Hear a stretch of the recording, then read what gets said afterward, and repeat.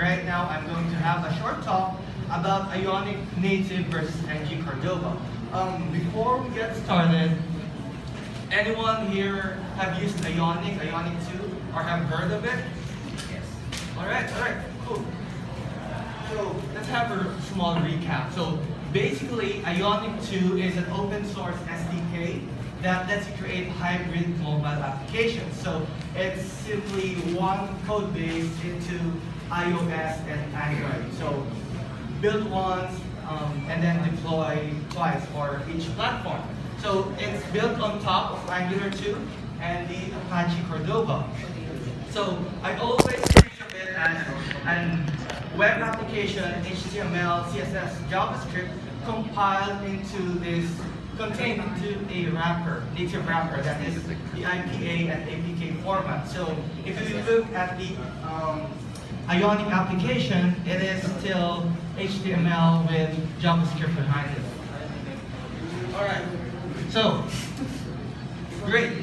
So let's say you are creating applications, but now we need to, your application needs like the user photo. That's a mobile specific or platform specific function, right? It's a native thing. So what if you need push plugins? That's also a native thing. You can't code that anymore with Ionic. So thankfully they have Ionic Native.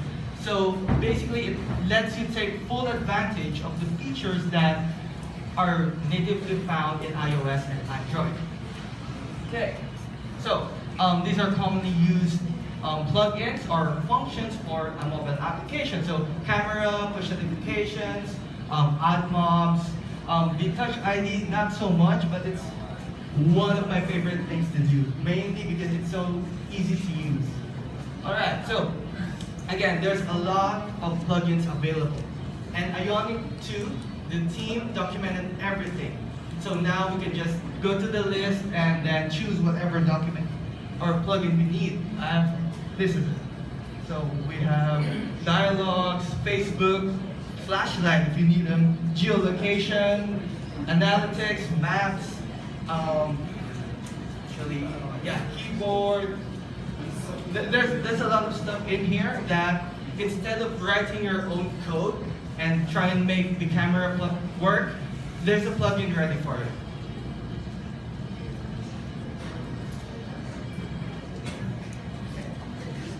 So, what about non-native plugins? So, non-native plugins they exist before this Ionic native thing came out. So basically, the team in Ionic 2 compiled everything into one big list. But before, there was no central place that lets you download the plugin that you need.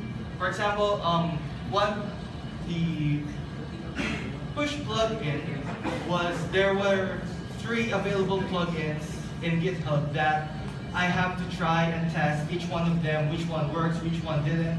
I had to go through terrible README documentations. That's why like a good README file is a lifesaver. Like, what is this plugin? How do I use it? Right? So Ionic made sure that whatever is in the Ionic native list, it's full in documentation, it's well maintained, and it works. All right? Again, non-native plugins may or may not be fully supported. Now, I had one experience where I was trying to use this plugin that I spent more time trying to make the plugin work rather than like developing my application. So it's a sad story, but stuff happens, right? Okay, so Ionic Native, why do they work? So basically, they wrap each supported plugin with TypeScript decorators. They added promises, observables, and typings. Each plugin is now made available as a module. So now it's available on any standard TypeScript or ES6 project. And then nice debugging features that lets you figure out bugs, so I can't blame any other people for it. I always blame the backend developers for whatever reason. So yeah. Another good thing is now we have error codes. I had also an experience where there was no error codes. It just plainly didn't work. My application just didn't run.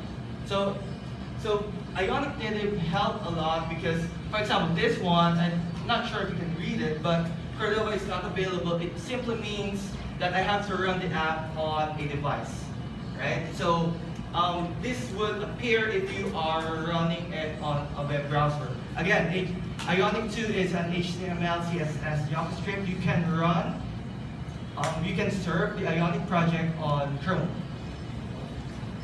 All right, so let's do a simple demo of a plugin.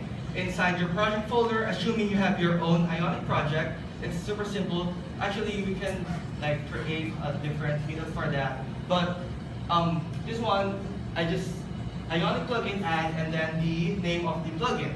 That's simple. It's gonna load up, assuming there are no errors, hopefully, and it's gonna install on its own. I removed the save flag there, but it's good practice to do a save. Anyway, for the HTML view. The HTML view for Ionic is, what I did is put the click function, the touch ID function, that when I press the button, it's going to call this touch ID function. And with that, it's gonna look like this. So it's a super 5-minute app. When you press the touch ID,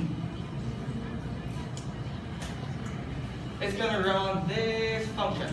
Now it's a bit long. It's long because I put a alert here. So when the plugin touch ID says, okay, that's your fingerprint, it's gonna run this code. But actually, it's just calling this method, returns a promise, a response, and then bam. So it's gonna look like this. So if I would press the touch ID, it's going to appear. This is going to appear, and then when I scan my fingerprint, actually I have it here. Backups. So yeah, I mean it's a bit too small, but when I touch it, yeah, you can guys see the dialog box, and then it says user authorized, which is also here. So that's like a 5-minute thing. Actually, if you would go here, Ionic Native.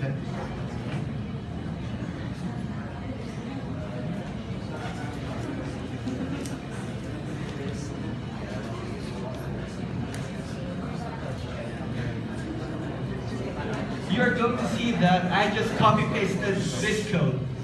And that's it. So if I would get a response, touch ID is available. And that's it. I just copied this thing and then imported it from here.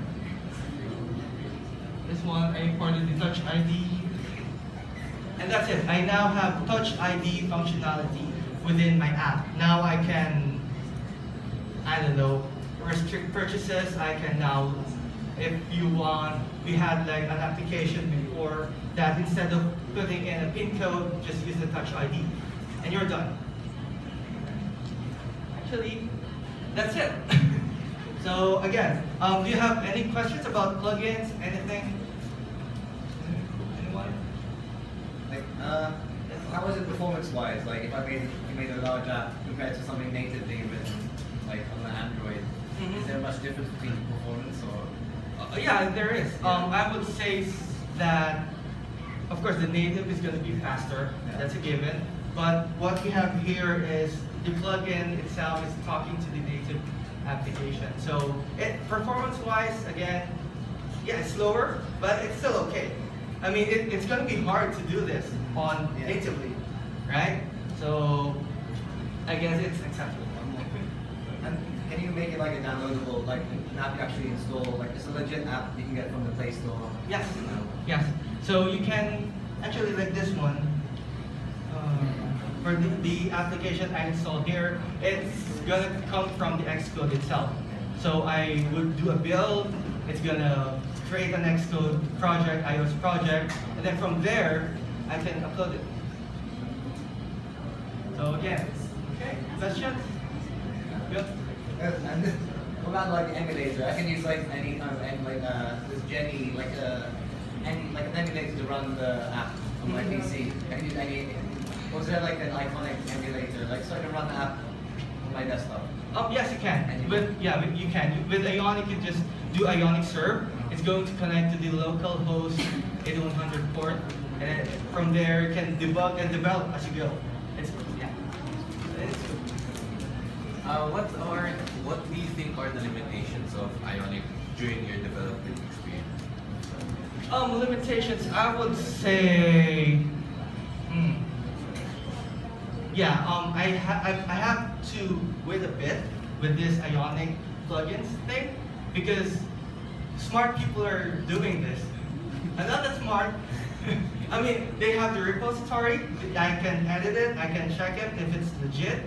But yeah, if you are still using Ionic Hybrid, so yeah, of course there are limitations. Like yeah, these plugins, I have to wait for it. There are some problems with Ionic themselves, Angular 2 themselves. So yeah, it happens. How would you compare Ionic with React? Okay. I know this is coming, but so Ionic native wraps, like I said, wraps the entire HTML, CSS, JavaScript into one, let's say, IPA or APK file. So with React Native, I believe it's a different approach where layouting is XAML, using XAML, and then it's a different kind of approach with React Native. So what would you say would be harder? Yeah. More difficult. It would depend on your requirements. There are pros and cons into each one.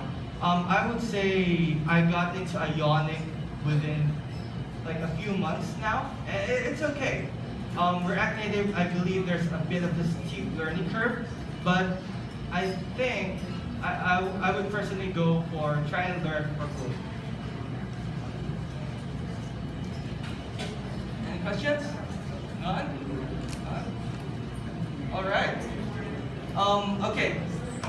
Again, thank you for coming for this Manila JavaScript. Again, thank you for clean and well-licensed place for letting us use their place. And by the way, a little bit of suggestion: next month's meetup will be a much closer location, Cebu. So if you're gonna come, book, go buy your tickets now. I don't sell tickets, but okay, again, yeah, it's Cebu next month.